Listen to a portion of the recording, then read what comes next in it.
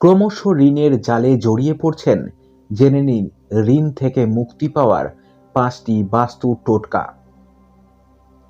বর্তমান কালে প্রায় সব জিনিসেরই মূল্য আকাশছোঁয়া। তার ফলে সংসার চালাতে গিয়ে নাজেহাল হচ্ছেন সাধারণ মানুষ। ব্যাংক থেকে বা অন্য কোনো ব্যক্তির থেকেও অনেকে চড়া সুদে ধার নিয়ে থাকেন। আর এই সুদের অঙ্ক বাড়তে বাড়তে ক্রমশ ঋণের জাল আমাদেরকে পাকে জড়িয়ে ফেলে। ধার নেওয়া টাকা শোধ করতে অনেকে অনেক সময় নিজের বাড়ি, গাড়ি, গয়নাও বিক্রি করে দিতে হয়। মাথার উপর ঋণের বোঝা থাকলে মনে কখনো শান্তি থাকে না। বাস্তু শাস্ত্র অনুসারে ঘরে বাস্তু দোষ থাকলে তার অশুভ প্রভাব আমাদের ঋণের জালে জড়িয়ে ফেলতে পারে। বাস্তুর কয়েকটি সহজ টোটকা মেনে চললে ঋণের বোঝা অনেকটাই হালকা করা যায়।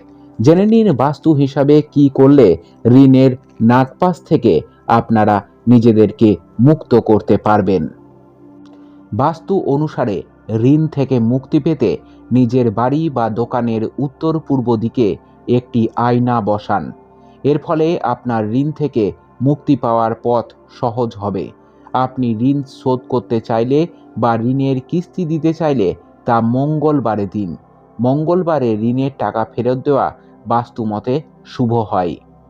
আপনি যদি গভীরভাবে ঋণের জালে আবদ্ধ থাকেন এবং অনেক চেষ্টা করেও ঋণ পরিশোধ করতে না পারেন, তাহলে বাড়ি, দোকান বা অফিসের উত্তর দিকে মা লক্ষ্মী ও কুবের দেবের মূর্তি স্থাপন করুন। নিয়মিত এদের পুজো করুন, তাহলে ঋণের টাকা সহজেই শোধ করতে পারবেন। ঋণের বোঝা থেকে মুক্তি পেতে বাস্তু অনুসারে বাড়িতে লকার সঠিক স্থানে রাখা জরুরি।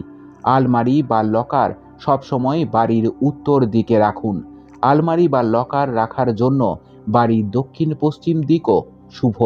লকার সঠিক স্থানে রাখলে আপনার আর্থিক পরিস্থিতি শক্তিশালী হবে। বাস্তুশাস্ত্র অনুসারে বাড়ি বা দোকানের দেওয়ালের রং ঘন নীল হওয়া কখনোই বাঞ্ছনীয় নয়, না হলে আপনাকে আর্থিক সমস্যার মুখে পড়তে হবে। ঘরের দেওয়ালের রং হালকা রাখা শুভ। এছাড়াও বাড়ির দক্ষিণ পশ্চিম দিকে বাথরুম না রাখা ভালো। ঋণ থেকে মুক্তি পেতে প্রতিদিন তুলসী গাছের গোড়ায় জল দিন এবং রোজ সন্ধেবেলা তুলসী গাছের কাছে একটি ঘিয়ের প্রদীপ জ্বালিয়ে দিন।